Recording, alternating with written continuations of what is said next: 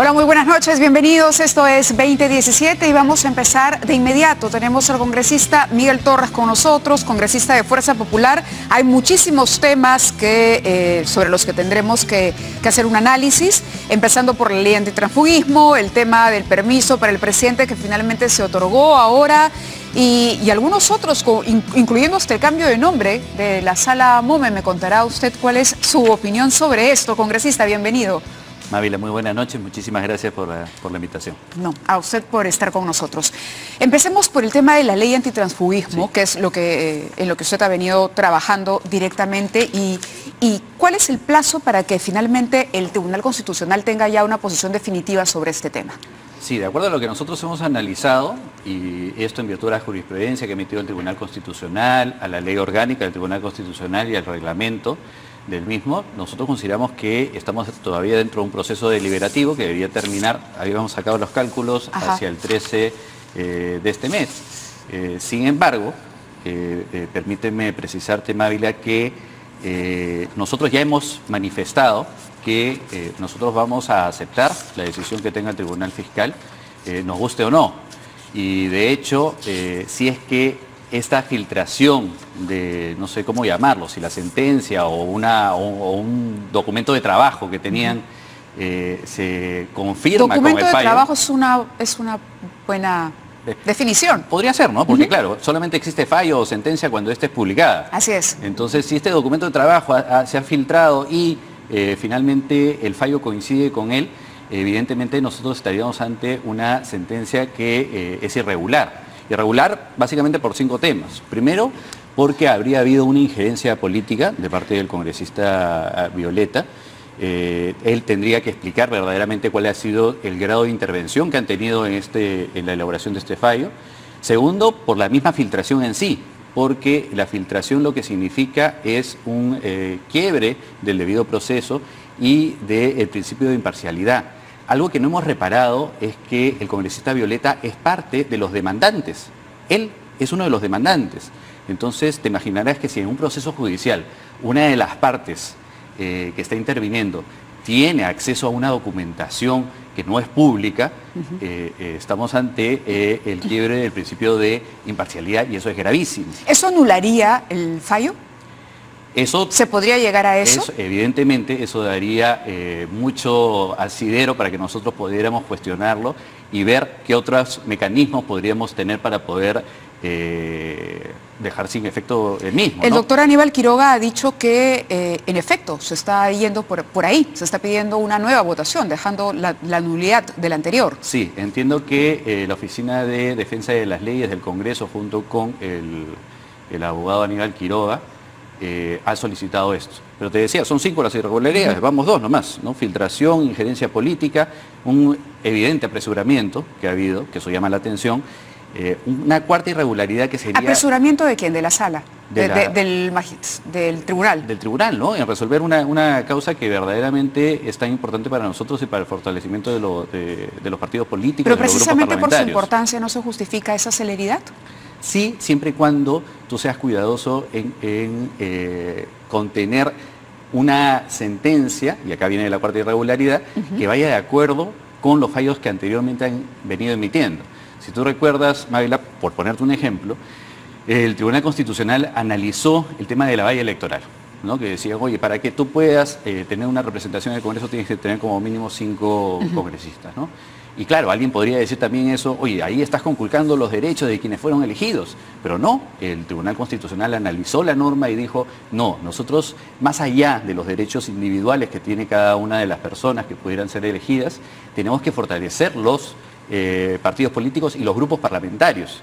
Entonces, esa sería una cuarta irregularidad que estaría siendo en contra de ya sentencias emitidas.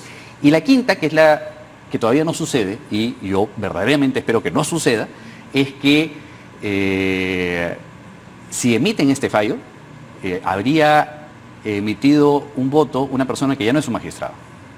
El doctor Urbiola, al quien se le agradece, por supuesto, por todos los servicios prestados durante todo este tiempo, dejó de ser magistrado Mávila el día lunes, cerca de las 12 y pico, en donde el doctor Ferrero asume el cargo. Y no sé si podemos ver una de las filminas que sí, he traído. trajo unas filminas para poder entender mejor la explicación que iba a hacer el congresista. A ver si tenemos ya la primera. Ese es el proceso, ¿no es cierto? Si te das cuenta, de acuerdo a las sentencias del Tribunal Constitucional, de acuerdo al reglamento normativo del Tribunal Constitucional, tenemos un proceso deliberativo en donde se inicia con la fecha de la votación de la causa. Que es el 29 de agosto. Exacto, esa es la que todos conocimos. Y a partir de ahí, de acuerdo al artículo 44 del reglamento normativo, hay 7 días para que los magistrados puedan sustentar su voto, la decisión que han tomado, o se pueda presentar los votos singulares, aquellos que decidieron no apoyar la posición predominante. Claro. Luego de estos 7 días, mira qué interesante, el Tribunal Constitucional ha considerado que debe existir 3 días hábiles para que los magistrados puedan ratificar su voto, si es que no les convenció los argumentos de aquellos que emitieron sus votos singulares, o pudieran rectificar su posición. Entonces, este proceso... ¿Qué es lo que nosotros decíamos antes de salir al aire? Es el periodo de reflexión. Exactamente. Y en este momento, o en este periodo de reflexión, es que la población ha tenido acceso a este documento de trabajo donde se revelaba la votación de los magistrados. Exactamente, número 1. Y número 2, y esa es la siguiente filmina, ¿qué ha sucedido en esta etapa? Que el 4 de septiembre ha ingresado un nuevo magistrado. ¿Qué es lo que nos dice el artículo 10 de la Ley Orgánica del Tribunal Constitucional? Dice, los magistrados del tribunal continúan en el ejercicio de sus funciones hasta que se hayan tomado posesión quienes han de sucederle. O sea, no está diciendo, oye, momentáneamente vamos a tener 8 magistrados. No, la Constitución habla de 7 magistrados. Y le dice, cada magistrado va a durar hasta que lo releven. Una vez relevado, ya la otra persona deja de ser magistrado. Por lo tanto, si es que el 4 de septiembre este relevo se ha producido, lo que se entiende naturalmente es que se ha quebrado la votación de la causa. Este proceso deliberativo ha quedado quebrado. ¿Qué sucede entonces? Tenemos que volver a la etapa anterior. ¿Cuál era la etapa anterior? Hacer un nuevo informe oral donde participe este nuevo magistrado y se pueda tomar una decisión. Ahora, lo que se dice es que, a ver, la ley dividió, desde que la ley se propone, se calificó por un sector de la población como una ley que buscaba mantener la fuerza de la mayoría por parte de Fuerza Popular.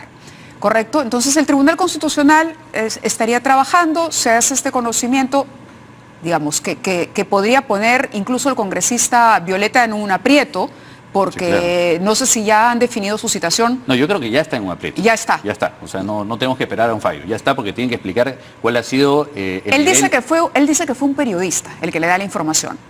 Pero ha circulado información reciente, y le digo porque tengo algunas fuentes que me han pasado algunos datos, que habría un vínculo incluso entre el magistrado Urbiola y él a partir de algunos asesores en común o trabajadores en común. Mira, incluso eso tendría que ser materia de investigación. Entonces, claro, eso va a ser materia de investigación porque el propio TC está haciendo lo suyo y en el Congreso la decisión se ha tomado ya para citarlo a ética. Entiendo de que se está formulando la denuncia ética que será presentada en los siguientes días y lo que sí quisiera dejar bien en claro, Mávila, es que la población no puede ser confundida. Nosotros no hemos presentado esta ley porque nos sintamos inseguros. Nosotros, en Fuerza Popular, no estamos unidos porque una ley lo diga. Nosotros estamos unidos simple y llanamente porque tenemos una convicción determinada. Cuando nosotros presentamos esta norma, y hay que decirlo con todas sus palabras, la presentamos porque el fujimorismo tenía una deuda que saldar. Yo no vengo a mentir a nadie. Es clarísimo que ya en el año 2000 se produjo el apogeo del transfugismo. Y los responsables fueron y somos los fujimoristas. Entonces nosotros nos hubiéramos quedado cómodos con un discurso de sí, debemos luchar contra el transfugismo y luego no hacer nada. Sin embargo, luego de 20 años, luego de más de 40 proyectos de ley, nosotros decidimos tomar la decisión y aprobar esta norma. Una norma que, por cierto, tampoco se nos ocurre a nosotros.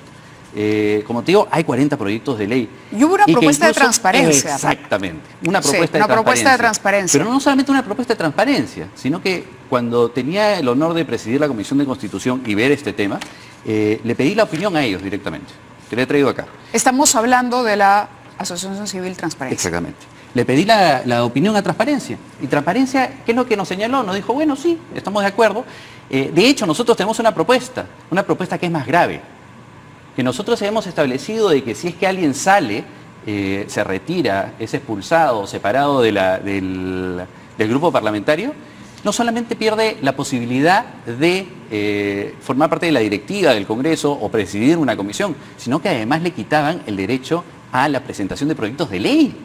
Claro, para que la gente entienda mejor cuando Transparencia se pronuncie sobre esto, cuál era la alternativa que ofrecía. Dice, en el caso de un congresista que decida durante el periodo parlamentario apartarse del partido, alianza de partidos o grupo parlamentario del que formara parte, pasará a integrar un grupo único mixto. Es decir, a estas alturas, Jenny Vilcatoma, incluso los que piensan separarse del Frente Amplio y otros más, Patricia Donaire, todos tendrían que conformar un solo grupo. Mixto. Un solo grupo. Los miembros del grupo único mixto no pueden ejercer derechos a los que se refieren los literales C, D del artículo 22 del presente reglamento, salvo el supuesto de licencia por enfermedad. Que son 3 temas. Claro. Que son, 1, no pueden formar parte de la directiva del Congreso, ni ser presidente de alguna comisión. 2, no podría ser designado ministro. Y 3, no puede presentar proyectos de ley. Y esto se supone que iba en aras del fortalecimiento de los partidos. Claro, de los grupos parlamentarios. Ahora, ¿pero qué pasa cuando uno dice Fuerza Popular tiene más de 50 invitados? ¿Qué pasa con los invitados? ¿Cómo queda la situación de ellos? ¿La lealtad es la misma que la de un militante del partido? Yo creo que en el caso de nosotros, y te lo digo porque lo he podido experimentar ya en este año que nosotros vamos trabajando juntos, existe una convicción plena, absoluta de que hemos sido elegidos dentro de un grupo parlamentario, que más allá del hecho de que seamos militantes o no del partido, la población nos escogió de una determinada manera. Y yo siempre digo, a mí cuando alguien me dice, yo no concuerdo con tu grupo parlamentario, pero voté por ti, yo la verdad es que no me alegro, porque yo creo que te has equivocado en tu voto. De hecho, tengo una amiga que ella siempre me decía, Miki, me encantaría votar por ti, pero estás en ese partido político con el cual yo no comulgo. Y decía, qué bien, sí, bueno, que no vote por mí, pues porque finalmente, claro, yo no estoy siendo elegido como Miguel Ángel Torres, yo estoy siendo elegido como un miembro de Fuerza Popular, y que sí, que tengo valores, principios que seguramente sumarán a la gestión, pero nunca desligándome del partido que me llevó al Congreso de la República. Claro, y ahora lo que se debate es, claro, Urbiola favorece la posición de quienes demandaron y Ferrero defendería más bien la posición de Fuerza Popular. No tengo ni la menor idea de cuál es la posición de Ferrero. De hecho, te recuerdo que la elección de Ferrero fue como consecuencia de una propuesta de Acción Popular, y que nosotros no tenemos conocimiento de cuál sería su posición respecto de este tema. Lo que sí llama la atención es que hace tan solo unos días el expresidente del Tribunal Constitucional, Carlos Macía, ha contado a un diario algo muy curioso, que nos hemos olvidado, y es que el doctor Urbiola, señala, declaró la nulidad cuando él entró al Tribunal Constitucional, señala, ¿no? Declaró la nulidad de más de 600 expedientes que ya tenían voto. O sea, misma situación que estamos viviendo el día de hoy. Lo que Ferrero podría hacer ahora. Claro, porque diría, oye, yo llego, todavía el proceso deliberativo no ha concluido, entonces voy a pedir la nulidad de esos expedientes para pasar a la etapa previa, que es, como te había mencionado, el informe oral. Entonces me parece curioso que si esto sucedió con el propio magistrado Urbiola con 600 expedientes... Que no pase esto con Ferrero. Claro. Ahora, sea cual sea la decisión del tribunal, ustedes han dicho la van a acatar, sí, pero también entiendo que van a insistir en el tema. Es decir, si se declara inconstitucional la norma, se va a presentar una alternativa. Sí, ¿por qué? Primero porque, como ya te dije, esto de acá no es un capricho de Fuerza Popular. ¿No es un corsé para los congresistas? A ver, ¿no es una violación de su libertad individual? La mejor demostración de eso, Mabila, es que nosotros éramos 73. ¿Y acaso hemos quedado siendo 73? No se van a ir los 20 con Kenji, se va a acabar la fuerza ahí vamos por partes. Se han retirado 2 personas libremente y acá no ha habido corset que los detenga. Número 2, cuando a mí me hablan de 20 y de Kenji incluso, yo quisiera hacerles recordar 2 cosas. 1, Kenji Fujimori ha sido expreso al decir que él no va a dejar la bancada. Y número 2, es que lo que sí los medios de comunicación no han comunicado, me llama la atención, es de que hace una semana o semana y media, todos los miembros de Fuerza Popular enviamos un comunicado en donde todos señalamos que nosotros estamos de acuerdo con esta ley que fortalece los grupos parlamentarios. Entonces cuando me dicen, oye, no, es por esta ley, no, a ver, nosotros ya hemos hecho voluntariamente una declaración en la que decimos, estamos de acuerdo con esto. Y si esto se caiga de manera regular o irregular, como parecería que fuera a suceder, nosotros lo que vamos a tener que hacer es legislar. ¿Y legislar por qué? Primero porque se generaría un vacío normativo. O sea, lo que pasa es que si el Tribunal Constitucional declara fundado no quiere decir que la anterior normatividad cobra vigencia, no, sino que simplemente esos incisos del artículo quedan en un vacío. Entonces, por responsabilidad misma, nosotros inmediatamente tenemos que legislar. Del reglamento del Parlamento, a eso se refiere. Exactamente.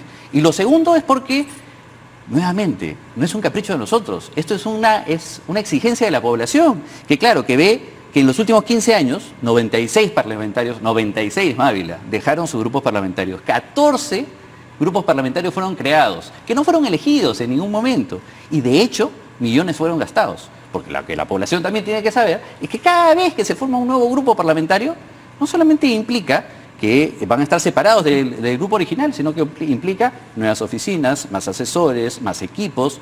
Entonces, tenemos que poner orden en este tipo de Vamos a estar atentos situación. a lo que decide el Tribunal Constitucional, pero quería aprovechar su presencia también. Mañana es un día clave para la ministra de Educación, Marilu Martens. Fuerza Popular ha tomado ya una decisión en bloque, van a escuchar a la ministra, han dejado en libertad a los congresistas para votar o decidir si van a apoyarla en la continuidad al frente de la cartera. A ver, nosotros no hemos podido decidir nada porque no la hemos escuchado aún. Lo que nosotros decidimos sí fue apoyar esta interpelación, porque es evidente, Mávila, que si bien, gracias a Dios, se ha levantado la huelga por decisión de los maestros, todos necesitamos una explicación de qué es lo que sucedió, por qué esto tuvo que llegar a este nivel, por qué no se pudo controlar allá hace 2 meses en Cusco, donde se originó. Y tenemos que saber también cuáles son los compromisos que se han llevado, más allá de lo que pueda comunicarse. Queremos saber cuáles son los compromisos en estricto, porque el Congreso sí tiene la función fiscalizadora de verificar que los mismos se estén cumpliendo. Acordémonos que todo esto se genera por falsas promesas de campaña. A veces nos excedemos. ¿No camina una censura segura, Marilu Martens? No podría decírtelo. No podría asegurarlo en lo absoluto. Tenemos que escucharla. Y nosotros siempre nos hemos regido por ese principio. Vamos a escuchar, vamos a hacer las preguntas que corresponden y luego seguramente vamos a tomar una decisión al respecto. Me había pedido un minuto para abordar un punto El día de hoy antes. estoy muy contento, Mávila, porque tú sabes que hace algún tiempo algo insólito está sucediendo en el Congreso de la República, y es que finalmente la micro y la pequeña empresa nuevamente está siendo parte de la agenda del Parlamento. Primero fue con IGB Justo, no sé si recordarás esta norma dirigida para ellas, y ahora lo es con alertas educativas MIPE. El Congreso el día de hoy, por más de 93 votos, ha aprobado que cuando una micro y una pequeña empresa incurran en una infracción tributaria, lo primero que le va a suceder no es la multa, no es el cierre, no es la incautación de sus bienes, sino que aquel microempresario que tenga o que cometa una infracción, lo primero que tendrá que hacer es cumplir con una capacitación.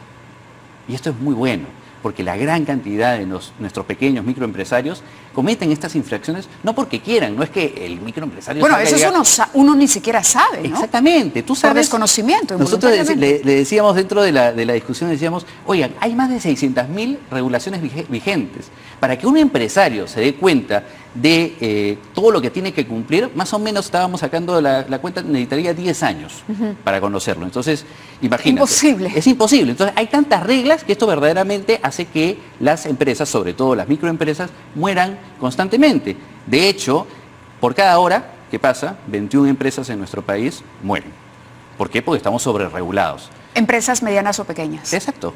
Entonces, ¿qué es lo que nosotros estamos buscando? Sobre todo con la microempresa y con la pequeña empresa, que la primera infracción en la que incurran, la sanción no sea en la disposición de una multa, sino que se vayan a una capacitación. Y yo creo que ese es el camino hay que trabajar correcto. en general mucho con el tema de la regulación excesiva en el país, que es una carga pesada que tenemos que cargar ciudadanos, empresas y todos. ¿No? Sobre todo si queremos emprendimientos que sean sostenibles en el tiempo. Así es, cuando falta trabajo formal, el emprendimiento es la mejor alternativa. El hecho de que uno pueda generar su propio trabajo. Congresista, muchas gracias por haber estado con nosotros. Muchas gracias a ti, Mávila.